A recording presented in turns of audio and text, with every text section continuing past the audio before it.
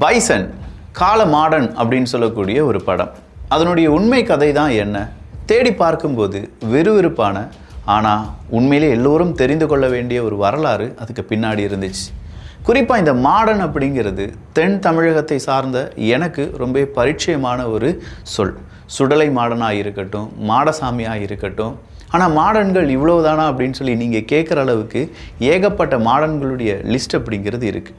யார் இந்த கணேசன்? அதுவும் குறிப்பாக ஸ்ரீவைகுண்டம் திருச்செந்தூருக்கு இடையில் இருக்கக்கூடிய மணத்தி அப்படிங்கிற ஒரு கிராமத்தை சார்ந்த இந்த கணேசன் எப்படி ஒரு கால மாடனாக மாறினார்? கால மாடனா என்ன? பல கேள்விகள், அது கூடவே ஒரு அருமையான வரலாறு. அன்பு தமிழஞ்சங்களுக்கு தமிழ் பொக்கிஷத்தின் வணக்கங்கள்.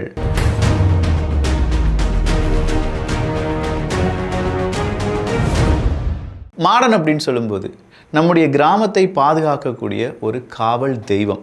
இதுதான் எல்லோருக்கும் தெரிந்த விஷயம்.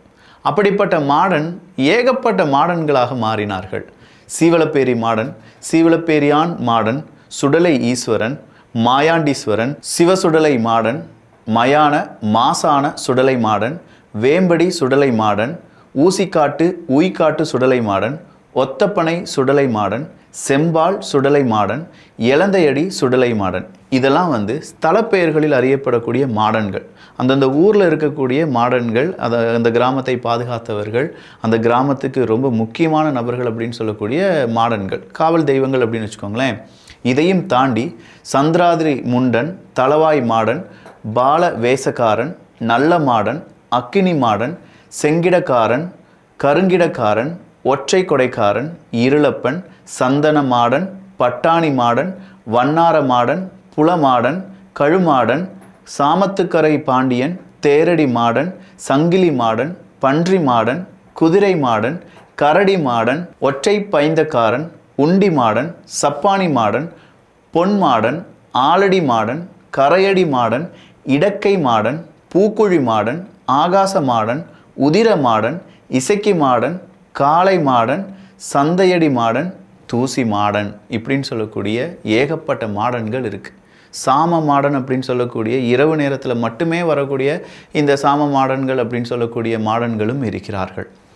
உண்மையிலேயே இந்த மாடன்கள் தெய்வங்களா மனிதர்களா அப்படின்னு கேட்டால், மனிதர்களாக இருந்து தெய்வங்களாக மாறிய நபர்கள். அந்த தெய்வங்கள் அப்படின்னு சொல்லும்போது ஒரு ஊருக்குள்ளே நம்ம போகிறோம் அப்படின்னா, குறிப்பாக இந்த தென் தமிழகத்துக்குள்ளே நம்ம போகிறோம்னா, ஒவ்வொரு கிராமத்தினுடைய ஒரு எல்லை தொடங்குதுன்னு வச்சுக்கோங்களேன். அந்த எல்லை ஓரமாக எய்தர் அங்கே ஒரு கருப்பசாமி இருப்பார், அப்படி இல்லைனா இந்த மாடன்கள் இருப்பாங்க, அப்படி இல்லைனா பெண் காவல் தெய்வங்கள் இருப்பாங்க. இவங்க சொல்லக்கூடிய ஒரு கருத்து என்ன அப்படின்னா, அந்த கிராமத்தை காத்தவர்கள் இவங்க. ஒன்று அந்த கிராமம் ஸ்டார்டிங்கில் இருக்கும், அப்படி இல்லைனா அந்த கிராமம் முடிவடையக்கூடிய இடங்களில் இருக்கும். இதையும் தாண்டி கிராமங்களுடைய பிணங்களை புதைப்பதற்காக இருக்கக்கூடிய இடம் இருக்குது பார்த்தீங்களா, அங்கேயும் காவல் தெய்வங்கள் இருப்பார்கள். எல்லாத்துக்குமே மனிதனுக்கு ஒரு தெம்பு கொடுப்பதற்கும் ஒரு தைரியத்தை கொடுப்பதற்கும் அங்கே தெய்வ நம்பிக்கை அப்படிங்கிறது தேவைப்பட்டுச்சு. அங்கே வாழ்ந்தவர்களே உங்களுடைய காவலாளிகள் தான், உங்களுடைய காவல் தெய்வங்கள் தான் அப்படின்னு சொல்கிறதுக்கு தான் இந்த மாடன்கள் அப்படிங்கிற பெயர் எல்லாமே உருவானது. அதில் இந்த சுடலை மாடன் அப்படின்னு சொல்லும்போது சுடலை அப்படின்னு சொல்கிறது தான் நான் சொன்ன அந்த பிணங்களை புதைக்கக்கூடிய இடங்கள், இல்லாட்டி அதை சார்ந்து இருக்கக்கூடிய பல செய்திகள். இதெல்லாமே தனியாக நம்ம சிறு தெய்வங்கள் அப்படிங்கிறதுல பார்த்துடலாம். பட் இந்த படத்துக்கும் இந்த கால மாடன் அப்படின்னு சொல்லக்கூடிய அந்த வார்த்தை என்ன சொல்கிறது? மாடன் அப்படின்னாலே காக்கக்கூடிய தெய்வம் தான். அதுவும் கால மாடன் அப்படின்னு சொன்னால் மலையாளத்தில் இப்போதும் இதே வார்த்தையை சொல்கிறாங்க. ஆனால் அது உண்மையிலேயே அது தமிழ் வார்த்தை தான். மலையாளத்தில் டா கால மாடா நீ எந்தாடா செய்தேன் அப்படின்னு சொல்லுவாங்க. கால மாடன்னா ஒரு விஷயத்தவன் நோக்கமாக போயிட்டான்னு வச்சுக்கோங்க, சிந்திச்சிட்டான்னு வச்சுக்கோங்களேன், அதை அடையிற வரைக்கும் என்ன எதிர்ப்புகள் வந்தாலும் சரி, எவ்வளவு பிரச்சனைகள் வந்தாலும் சரி, அவனுடைய இலக்கை நோக்கி ஓடிக்கிட்டே இருப்பான். ஆனால் அதுக்கு தகுந்த மாதிரி அவனுடைய பாடியை பில்ட் பண்ணி வச்சுருப்பான். கால மாடன் அப்படின்னு சொல்லும்போது நல்ல உயரமாக, ஆஜானுபவமாக, இல்லை அவனுடைய மசில்ஸ் எல்லாத்தையுமே நல்லபடியாக வச்சு அந்த இலக்கை நோக்கி ஓடக்கூடிய அந்த வேகமும் அந்த விவேகமும், மனதளவில் அவனுடைய சுறுசுறுப்பும், உடல் அளவில் அவனுடைய பலத்தையும் அந்த ஒரு சேர காண்பிக்கக்கூடிய ஒரு பெயர் தான் கால மாடன் அப்படின்னு சொல்கிறது. அதுலேயும் குறிப்பாக பைசன் அப்படிங்கிற அந்த பெயர் வச்சிருக்கிறதுனால முட்டி தள்ளி போகக்கூடிய எந்த ஒரு பிரச்சனை வந்தாலும் சரி, அதை எதிர்நோக்கி இலக்கை நோக்கி ஓடக்கூடிய ஒரு மாணவனா, ஒரு மகனா, ஒரு இளைஞனா, ஒரு கதாநாயகனாகத்தான் அந்த இடத்துல கணேசன் நம்ம கண்ணு முன்னாடி வரணும். அது என்ன கணேசனுடைய வரலாறு? உண்மையிலேயே இந்த தென் தமிழகத்தை சார்ந்தவர்கள் ஜெயிப்பது அப்படிங்கிறதும், அதுவும் அந்த இறுக்கமான இடங்களை விட்டு வெளியில் வந்து ஜெயிப்பது அப்படிங்கிறதுலாம் ரொம்ப கடினமான விஷயங்கள் தான். ஒரு காலகட்டத்தில் தென் தமிழகத்தை சார்ந்தவர்கள் அப்படின்னு சொன்னாலே இப்போதுமே இருக்குது. ஏன்பா நீ என்ன சவுத் சைடா அப்படின்னு சொல்லி கேட்பாங்க. இந்த தென் தமிழகம் அப்படின்னு சொல்லும்போது அங்கே சாதிய ஏற்றத்தாழ்வுகள், அதனால் ஏற்படக்கூடிய பல பிரச்சனைகள், அதனால் இருக்கக்கூடிய வைராகியங்கள், வீரம், இது எல்லாமே அங்கே இருந்துக்கிட்டே இருக்கும். அப்படிப்பட்ட ஒரு இடத்துல இருக்கக்கூடிய ஒரு குட்டி கிராமம் தான் மணத்தி அப்படின்னு சொல்லக்கூடிய அந்த கிராமம். பெருமாள் மங்களம் அப்படின்னு சொல்லக்கூடிய 2 தம்பதியினர். இந்த 2 தம்பதியினர் அழகான ஒரு கிராமத்தில் வாழ்ந்துட்டு இருக்காங்க அப்படின்னு சொல்லி பார்த்தோம். கூலி வேலை செய்யக்கூடிய நபர்களாக இருந்தாலும் அவங்களுடைய குடும்பம் அப்படிங்கிறதுல குறிப்பாக இந்த கணேசன் அப்படிங்கிறவருக்கு 4 சகோதரிகள், 2 சகோதரர்கள். மனுஷனுக்கு படிப்பு கொஞ்சம் வருதா அப்படின்னு கேட்டால் படிப்பை விட நாட்டம் ஸ்போர்ட்ஸில் தான். அதுலேயும் உடல் சுறுசுறுப்பாக இருக்கக்கூடிய ஸ்போர்ட்ஸ் அப்படின்னா இந்த கணேசன் அவர்களுக்கு ரொம்பவே பிடித்திருந்தது. எங்கள் ஊர்லலாம் அடிக்கடி விளையாடக்கூடிய விளையாட்டு என்ன அப்படின்னு பார்த்தா கபடி தான். அதுலேயும் அந்த மண், செம்மண் இருக்கும் சில இடங்களில் கடல் மண் மாதிரியே இருக்கும். அந்த புழுதி பறக்க அதில் போய் கபடி விளையாடுறது அப்படிங்கிறது ரொம்ப சிறப்பான சில விஷயம். அந்த மாதிரியான கபடியை தன்னுடைய 7, 8வது வயதிலிருந்தே ஆடத் தொடங்குகிறார் கணேசன். அப்படி 8வது வயதில் ஆடின அந்த கணேசன் நாளடைவில் அந்த கிராமத்துக்கே அடையாளமாக மாறினார். இப்போதும் அந்த கணேசன் அப்படிங்கிற அந்த வீரனை எல்லோரும் அழைப்பது மணத்தி கணேசன் அப்படிங்கிறது தான். அந்த மணத்தி என்கிற அந்த கிராமத்துக்கு இவர் எப்படி இந்த சுடலை மாடன் அப்படிங்கிறவங்கலாம் ஒரு காவல் தெய்வமாக, ஒரு ஊரினுடைய ஒரு தெய்வமாக இருக்கிறார்களோ, அதே மாதிரி அந்த ஊரினுடைய மிக முக்கியமான நபராக அறியப்படுபவர் தான் இந்த மணத்தி கணேசன். தொடக்கப்பள்ளி மட்டும்தான் மணத்தி அப்படிங்கிற அந்த கிராமத்தில் இருக்குது. அதன் பிறகு அவர் படிக்கணும்னா கிட்டத்தட்ட 3.5 கிலோமீட்டர் தள்ளி போய் தான் படித்தாக வேண்டும். நடந்து போகக்கூடிய அந்த சூழ்நிலையில் தான் அந்த காலகட்டம் இருந்திருக்கும். அவரும் அதை தான் விரும்பியிருப்பார் அப்படின்னு சொல்லி நம்ம நம்புவோம். ஏன்னா சூழ்நிலையை விட அவருடைய உடலுக்கு அவர் கொடுத்த முக்கியத்துவம். கபடி விளையாட்டு அப்படின்னு சொல்லும்போது தினசரி அவர் பங்கேற்ற சிறு சிறு போட்டிகள் கூட வெற்றி வாகை சூடக்கூடிய ஒரு நபராக மாறினார் இந்த கணேசன். அதன் பிறகு நடுநிலை பள்ளிக்காக புனித லூசியா நடுநிலை பள்ளியை நாடி அங்கே படித்து முடிக்கிறார். பள்ளியில் ஓட்டப்பந்தயமாக இருந்தாலும் சரி, கபடி போட்டியாக இருந்தாலும் சரி, எதுனாலும் ஃபஸ்ட்டு பேர் கொடுக்கக்கூடிய ஒரு நபரில் இந்த கணேசன் அவர்களும் இருப்பாங்களாம். ஒரு குழந்தைக்கு நாம் என்ன பெரிய ஒரு சொத்தை சேர்த்து வைப்போம் தெரியுமா? அந்த குழந்தை என்ன ஆசைப்படுதோ அதை சரியாக செய்ய வைப்பதும், அது சரியாக தான் செய்கிறதா அப்படிங்கிறதை பார்ப்பதும் தான். அந்த வகையில் கணேசன் அவர்கள் ஆர்வமாக விளையாட்டு போட்டிகளில் இருப்பதை அவங்களுடைய தாயும் தந்தையும் மறுத்தார்களா அப்படின்னு கேட்டால் இல்லை.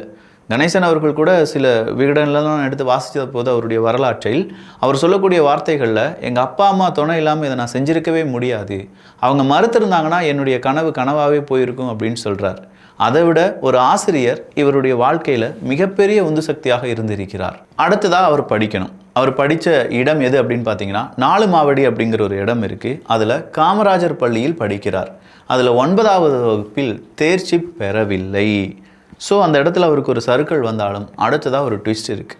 அடுத்த படிப்பை கண்டினியூ பண்ணணுன்னா சாயார்புரம் ஹோப்ஸ் பள்ளியில் சேர்ந்து மீண்டும் படிப்பை தொடங்குகிறார். இந்த ஹோப்ஸ் பள்ளியில் கபடி அப்படிங்கிறது கிடையாது. அங்கே இருந்தது என்ன அப்படின்னு பார்த்தீங்கன்னா ஹாக்கி மட்டும்தான். இவ்வளோ நாள் கபடி விளையாண்டுட்டு இருந்தேனே, இனி ஹாக்கி எப்படி விளையாட முடியும் அப்படின்னு சொல்லி அவர் யோசிக்கவே இல்லை. ஒரு கை பார்த்துடலாமே அப்படின்னு சொல்லி ஹாக்கி விளையாட்டில் அவர் ஈடுபட ஆரம்பிக்கிறார். நல்லா இருக்கார், துரிதமாக விளையாடுகிறார். ஆனால் ஆள் பார்க்க கொஞ்சம் பல்காக இருக்காரு, நல்ல மசில் இருக்கே. இவரை ஹாக்கி சாதாரணமாக விளையாடுறதை விட ஹாக்கியினுடைய கோல் கீப்பராக மாற்றிடலாம் அப்படின்னு சொல்லி ஒரு ஆசிரியர் விரும்புகிறார். அதன் அடிப்படையில் தான் ஹாக்கி டீமில் கோல் கீப்பராக உருவாகிறார். நிறைய டீச்சர்ஸ், ஏகப்பட்ட போட்டிகள், பொறாமைகள் இருந்தாலும் ஏகப்பட்ட ஆசிரியர்களுடைய அந்த ஒரு திட்டமிடுதல், அவருக்கு கொடுத்த உத்வேகம் அவரை நிறைய போட்டிகளில் வெற்றி அடைய வைக்கிறது. பட் ஹாக்கி அப்படிங்கிறதுல நம்ம ஒரு கிராமத்துலேருந்து வெளியில் வரும்போது தான் தெரியும், அது கொஞ்சம் கம்பேரிட்டிவ்லி அது கொஞ்சம் பணக்கார விளையாட்டு தான். அதுக்கான ஹாக்கி ஸ்டிக்காக இருக்கட்டும், இல்லை எக்யூப்மெண்ட்ஸாக இருக்கட்டும், யூனிஃபார்ம்ஸாக இருக்கட்டும், நமக்கு தேவையான சேஃப்டி எக்யூப்மெண்ட்ஸாக இருக்கட்டும், இதெல்லாம் வாங்குறதுக்கு ஏகப்பட்ட பணம் அப்படிங்கிறது செலவாகிக்கிட்டே இருக்கும். இல்லை இந்த டூர்னமெண்ட் நடக்கிறது அப்படின்னாலும் அந்த ஹாக்கி எல்லா இடங்களிலுமே இருக்காது, குறிப்பிட்ட சில இடங்களில் மட்டும்தான் இருக்கும். அங்கே போய் விளையாடுறது அப்படிங்கிறதெல்லாம் பணத்தால் மட்டும்தான் முடியும் அப்படிங்கிறதுனால ஒரு கட்டத்தில் அவருடைய அந்த ஹாக்கி விளையாட்டை நிறுத்துகிறார். இந்த இடத்துல தங்கராஜ் அப்படிங்கிற ஒரு ஆசிரியரை பற்றி பார்க்க வேண்டும். எல்லா அவருடைய வரலாறு நம்ம எடுத்து பார்க்கும்போது இந்த தங்கராஜ் அப்படிங்கிறவர் தான், அவருக்கு ஒரு தீராத வெறி இருந்திருக்குங்க. எப்படியாவது இந்தியாவுக்கு ஒரு கபடி வீரரை உருவாக்கிவிட வேண்டும் அப்படிங்கிறது தான். அப்படிப்பட்ட தங்கராஜ் அவர்களிடம் இவர் சிக்கினாரா இல்லை விதி அவரை கொண்டு அங்கே நிப்பாட்டுச்சா அப்படிங்கிறதுலாம் தெரியல. பட் தங்கராஜ் அவர்களிடம் இந்த கணேசன் அப்படிங்கிறவர் அவருடைய பார்வை விழுகிறது. தங்கராஜ் அவர்கள் கணேசன் அவர்களுக்கு செம்மையான ப்ராக்டிஸ் கொடுக்க ஆரம்பிக்கிறாரு. கபடிக்கு தேவை நல்ல உடல்வாகு, சீக்கிரமாக உடையக்கூடிய எலும்புகளோ சீக்கிரமாக டேமேஜ் ஆகக்கூடிய மசிலோ இருக்கக்கூடாது. டெய்லி எக்ஸசைஸ் அப்படிங்கிறது இருக்கணும். தினசரி 8 கிலோமீட்டர் 3.5 கிலோமீட்டர் நடந்த இந்த மனுஷனுடைய உடல்வாகு எல்லாமே கரெக்டாக தான் இருக்குது. ஆனாலுமே அவருடைய உடலுக்கு தேவையான சாப்பாட்டுக்கு தன்னுடைய கை காசுலேருந்து டெய்லி 10 ரூபா 15 ரூபாலாம் எடுத்து இந்த தங்கராஜ் அப்படிங்கிற இந்த ஆசிரியர் என்ன செய்கிறாரு, செலவழிக்கிறார். ஒரு கட்டத்தில் அவர் ஒரு நல்ல கபடி வீரராக மாறுவார் அப்படிங்கிற நம்பிக்கையை கணேசன் அவர்களும் உண்மையாக்குகிறார். வேற லெவல் போட்டியெல்லாம் பங்கு பெறக்கூடிய கணேசன் 18வது வயதில் தூத்துக்குடி மாவட்டத்தின் சிறந்த கபடி வீரராக மாறுகிறார். இந்த 18 வயது அப்படின்னு சொல்கிறத விட அடுத்ததாக 12வது வகுப்பு படிக்கும்போது அவர் தமிழ்நாடு சீனியர் கபடி அணியில் விளையாடும் வாய்ப்பு அப்படிங்கிறது அவருக்கு கிடைக்கிது. சீனியர் அணியில் வாய்ப்பு கிடைத்தது அப்படிங்கிறத விட அவர் எங்கெல்லாம் ப்ராக்டிஸ் எடுத்திருப்பார். அந்த ஊரில் படிக்கிறதுக்கு ஆரம்ப பள்ளி மட்டும்தான் இருந்துச்சு அப்படின்னு சொன்னோம். அப்படிப்பட்ட ஊரில் அந்த நேரத்தில் ஒரு பெரிய ப்ளே கிரவுண்ட் இருந்திருக்குமா? இல்லை. எங்கள் ஊரை சுற்றி வயல்வெளிகள்லாம் இருக்கிற மாதிரி அங்கேயும் வயல்வெளிகள் இருந்திருக்கு. அந்த வயல்வெளிகளில் அறுவடை முடிந்த பிறகு அந்த களம் அப்படிங்கிறது அப்படியே தான் போட்டிருப்பாங்க. அந்த இடம் ரொம்ப ரஃப் அண்ட் டஃப்பாக இருக்கும். பார்ப்பதற்கு நம்ம ஊர் அந்த கோதா மைதானம்லாம் சொல்லுவோம்ல, அப்படி தான் இருக்கும். அப்போ அந்த இடத்துல அவர் என்ன செஞ்சிருக்காருன்னா ப்ராக்டிஸ் எடுத்திருக்காரு. அப்போ வயல்வெளிகள் அப்படின்னு சொல்லும்போது மறுபடியும் பயிரிடும் போது எங்கே போய் ப்ராக்டிஸ் எடுப்பது அப்படிங்கிறதுனால அங்கேருந்து மறுபடியும் குறும்பூர் அப்படிங்கிற ஒரு ஊர் இருக்குது. இந்த குறும்பூர் வர ஓடி வரணும். டெய்லி இதையே ஒரு எக்ஸசைஸாக மாற்றுறார். ஓடி வர்றது, வெறும் காலிலே ஓடி வந்துடுவாராம் மனுஷன். இந்த குறும்பூர் அப்படின்னு சொல்லும்போது சின்னதாக ஒரே ஒரு துணுக்கு செய்தி, குறும்பூர் பரோட்டா அப்படிங்கிறது ரொம்பவே ஃபேமஸ். ஸோ இந்த குறும்பூர் வர 8 கிலோமீட்டர் வந்து மறுபடியும் ப்ராக்டிஸ் எடுத்து மனுஷன் அடுத்தடுத்த வெற்றியை அடைகிறார். கபடி மட்டும் இல்லாமல் 100 மீட்டராக இருக்கட்டும், 500 மீட்டர் ஓட்டப்பந்தயமாக இருக்கட்டும், இதுலேயும் நிறைய பதக்கங்களை வென்றாலும் அவருடைய மனசு முழுக்க முழுக்க முழுக்க கபடி மட்டும்தான் இருந்திருக்கு. இதுக்கு நடுவில் அவருடைய வாழ்க்கையில் ஏற்பட்ட பல சோக நிகழ்வுகள், ஏகப்பட்ட ட்விஸ்ட், கபடி விளையாட்டில் அங்கேயும் இருக்கக்கூடிய சில பல அரசியல் அப்படிங்கிறதெல்லாம் அவரையும் கொஞ்சம் அசைத்து பார்த்தாலும் மனுஷன் காலமாடனாச்சே, எல்லாத்தையும் முட்டி மோதி ஏகப்பட்ட வெற்றியை பதித்து ஆசியாவிலேயே இப்படி ஒரு கபடி வீரரா அப்படிங்கிற பெயரை எடுக்கிறார். எக்ஸாக்டாக இப்போலாம் அவருக்கு ஷூ வாங்குறதுக்கெலாம் பணமே இல்லை போல். ஒரு ரொம்ப வருடங்களுக்கு பிறகு தான் அவருடைய காலுக்கு ஷூ வந்தது அப்படிங்கிற ஒரு வரலாறும் இங்கே பதிவு செய்யப்பட வேண்டியது தான். ஓட்டப்பந்தயத்துக்கோ இல்லாட்டி வேறு ஏதாவது ஒரு இப்போ கிரிக்கெட்டாக இருக்கட்டும், இதற்கு பயிற்சி எடுக்கிற மாதிரிலாம் கபடிக்கு அவ்வளோ சீக்கிரமாலாம் பயிற்சி எடுத்துட முடியாதுன்னு சொல்கிறாங்க. காலை கட்டி இருக்கக்கூடிய வெயிட் அப்படிங்கிறதும் இல்லாட்டி டயரை உருட்டுறது ரொம்ப கடினமான பயிற்சியை மேற்கொள்ள வேண்டும். அப்படி இருந்தால் மட்டும்தான் அந்த கபடிக்கு தகுந்த மாதிரி அவருடைய உடலும் மனதும் தயாராகும். ஸோ இந்த மாதிரியான கடின முயற்சிகள், கடின பயிற்சி, அது கூடவே அவருடைய உடல்வாகு, அவர் வளர்ந்த விதம், ஏகப்பட்ட இடங்கள் அவருக்கு ஏற்பட்ட நெருக்கடிகள், இதெல்லாம் தான் அவரை வெற்றியாளனாக மாற்றியது. இதனால தான் மனத்தை கணேசன் அவர்கள் மிகப்பெரிய அளவில் உலகம் போற்றக்கூடிய ஒரு கபடி வீரராக மாறி 1993 தமிழ்நாடு மின் வாரியத்துறையில் விளையாட்டு பிரிவின் மூலமாக அரசு வேலையும் கிடைத்தது.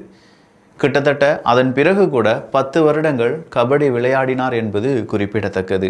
தொடர்ச்சியா அகில இந்திய அளவில் இருக்கக்கூடிய கபடி போட்டிகளில் சாம்பியன் பட்டம் வென்றிருக்கிறார். 1994 கபடியில் ஆசிய சாம்பியன் பட்டத்தையும் வென்று அசைத்திருக்கிறார். இதனாலதான் அவருக்கு 1995 விளையாட்டுக்கான அர்ஜுனா விருது என்பதும் கிடைத்தது. கபடி விளையாட்டில் அர்ஜுனா விருது பெற்ற 2வது தமிழர் இவர்தான். இதன் பிறகு வேற யாருக்குமே கபடியில் இன்னும் அர்ஜுனா விருது கிடைக்கவில்லை என்பதும் குறிப்பிடத்தக்கது.